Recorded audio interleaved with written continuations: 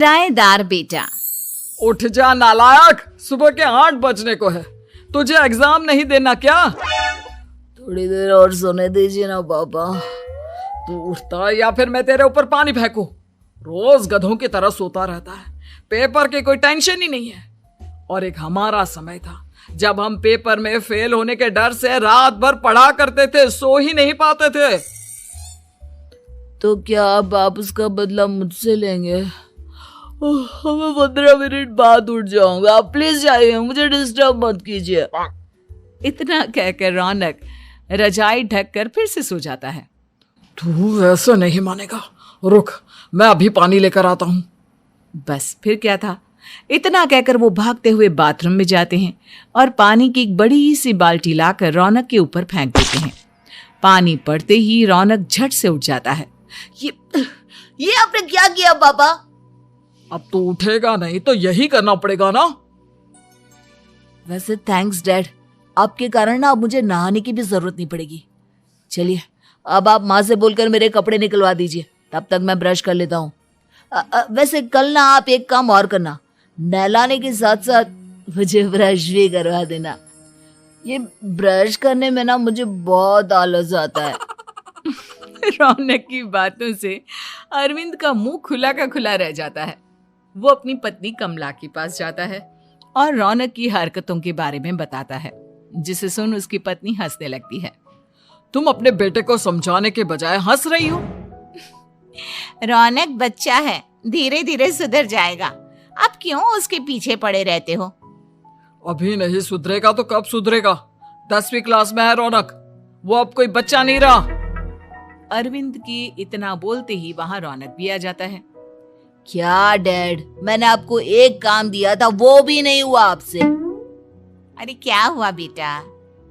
माँ, मैंने डैड से बोला था कि वो आपको बोलकर मेरे स्कूल की यूनिफॉर्म निकाल दे, लेकिन मेरे पीछे पड़ने के अलावा इनसे एक काम ढंग से नहीं होता। देख रही हो कमला, देख रही हो अपने लाडले को? अरे आप चुप रहिए जी। चलो बेटा, मैं तुम्हें कपड़े निकाल कर दे देती हूँ। बस ऐसे ही साल पर साल बीतते जाते हैं, लेकिन रौनक के रवैये में कोई बदलाव नहीं आता। वो पहले से भी ज्यादा आलसी और पूरी तरह अपने माता पिता पर निर्भर हो जाता है। 2 साल बाद पता नहीं कहाँ गायब रहता है पूरे दिन, अब तक तो आ जाना चाहिए था। अरे आप इतनी फिक्र क्यों कर रहे हैं उसकी? दोस्तों के साथ खेल रहा होगा, आ जाएगा अभी। ये कोई टाइम है खेलने का? 10 बजने वाले हैं, इतनी रात में कौन खेलता है? कमला कुछ कहती उससे पहले ही रौनक वहां आ जाता है। मम्मी जल्दी से खाना लगा दो, बहुत भूख लग रही है। तुम्हें तब तक खाना नहीं मिलेगा जब तक तुम बता नहीं देते कि इतनी रात गए कहां से आ रहे हो। ओ प्लीज डैड, अब आप एसी पे प्रद्युमन बनकर मेरे सर पर बंदूक लेकर मत बैठ जाना। अपनी फालतू की बकवास बंद कर और बता कहां से आ रहा है। माँ अब समझाइए ना डैड को।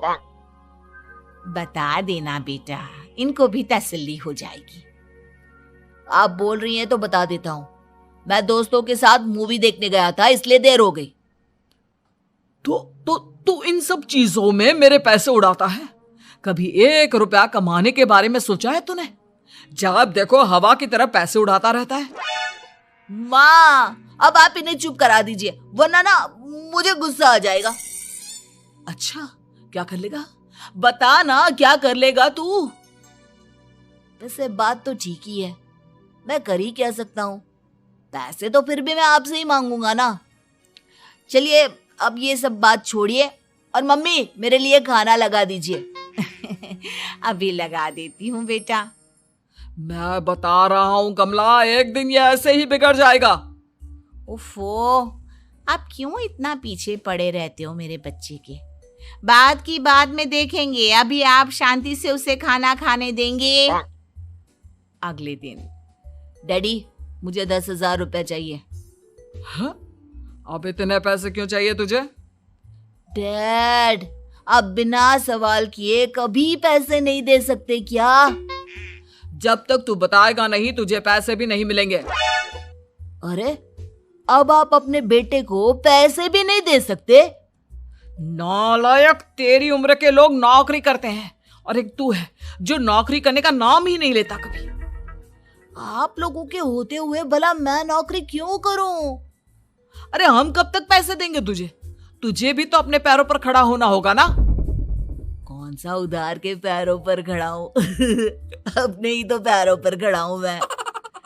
इसी तरह रौनक दिन प्रतिदिन लापरवाह होता जाता है। उसकी लापरवाही को देखते हुए अरविंद और कमला अपने बेटे की शादी कराने का फैसला लेते हैं और 1 महीने के अंदर अंदर ही रौनक की शादी मेघा नाम की लड़की से करा देते हैं। शादी के कुछ दिन बाद, रौनक, मुझे एक अच्छी सी साड़ी चाहिए, आप ला दोगे ना? हाँ, क्यों नहीं। कितने तक की आती है साड़ी? यही करीब 5,000 तक की। तुम चिंता मत करो, मैं आज ही डैडी से पैसे मांगकर तुम्हारे लिए साड़ी ले आऊंगा। आप कब तक ऐसे ही अपने पापा से पैसे मांगते रहेंगी? कोई अच्छी सी नौकरी क्यों नहीं कर लेते आप? अरे डैड के होते हुए मुझे नौकरी करने की जरूरत ही क्या है? पर आप ऐसे कब तक उनसे पैसे मांगते रहेंगे? कुछ आपको अपने दम पर भी तो करना होगा ना। अब तुम भी बाकी लोगों की तरह मुझे ज्ञान देना शुरू मत कर देना। साड़ी चाहिए ना तुम्हें, मिल जाएगी बस। इतना कहकर रौनक अपने पिता से पैसे मांगने चला जाता है। डैडी, मुझे 5,000 रुपया चाहिए। अब 5,000 क्यों चाहिए तुझे? वो मेघा को साड़ी चाहिए थी। अरविंद आगे बिना कुछ कहे चुपचाप उसे पैसे निकाल कर दे देता है। कुछ दिन बाद, तुम्हें नहीं लगता कमला, रौनक हम पर पहले से भी ज्यादा डिपेंड हो गया है? मुझे तो अब उसके भविष्य की चिंता होने लगी है। कल को हमें कुछ हो गया तो वो क्या करेगा? काश तुमने पहले ये सोच लिया होता तो आज हमारा बेटा इतना लापरवाह नहीं होता। तब मुझे कहाँ पता था कि मेरा लाड प्यार उसे इतना बिगाड़ देगा कि वो इस हद तक लापरवाह बन जाएगा। कोई बात नहीं, अभी भी देर नहीं हुई। मुझे पता है उसे कैसे सुधारा जा सकता है। कैसे? अरविंद कुछ कहता उससे पहले रौनक वहां आ जाता है और पैसों के लिए हाथ फैलाने लगता है।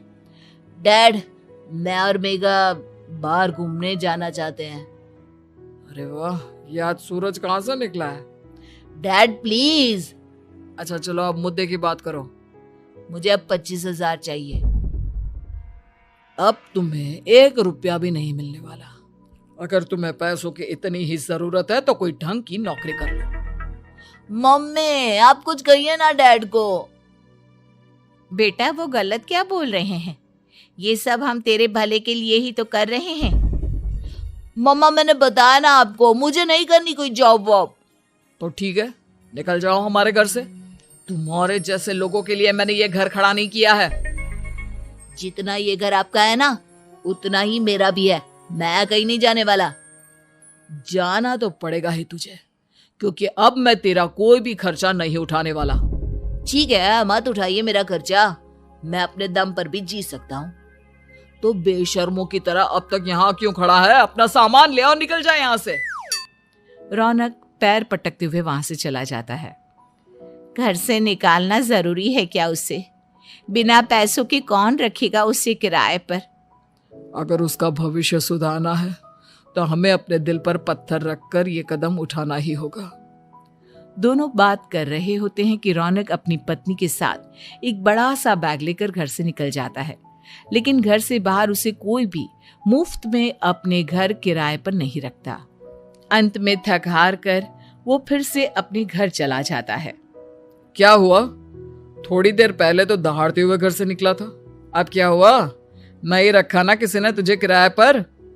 डैड प्लीज, मैं कुछ दिनों में कोई अच्छी सी नौकरी शुरू कर दूंगा।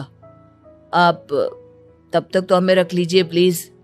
सुबह से रात हो चुकी है लेकिन कोई हमें रखने को राजी नहीं है।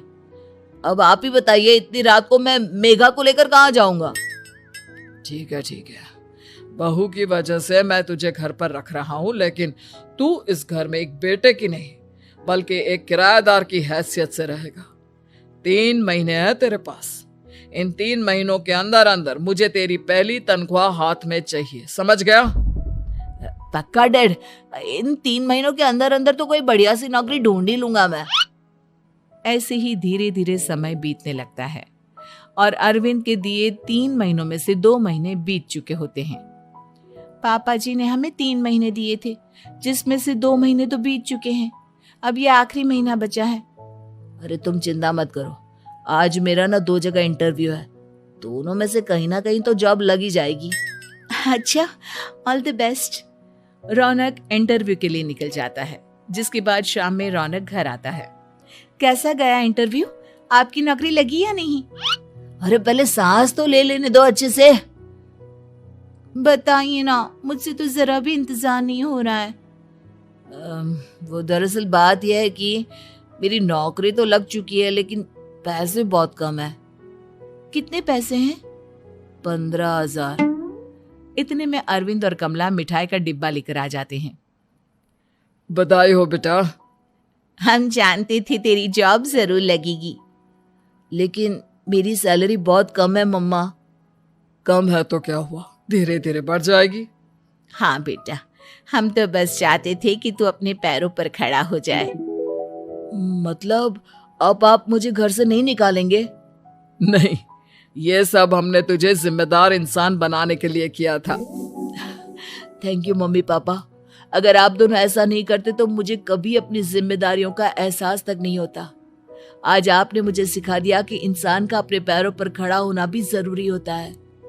इतना कहकर रौनक झट से अपने माता पिता के गले लग जाता है और अपनी कमाई की पहली तनख्वाह वो अपने माता पिता के हाथ में सौंपता है। इस तरह रौनक एक गैर जिम्मेदार व्यक्ति से एक जिम्मेदार व्यक्ति बन जाता है।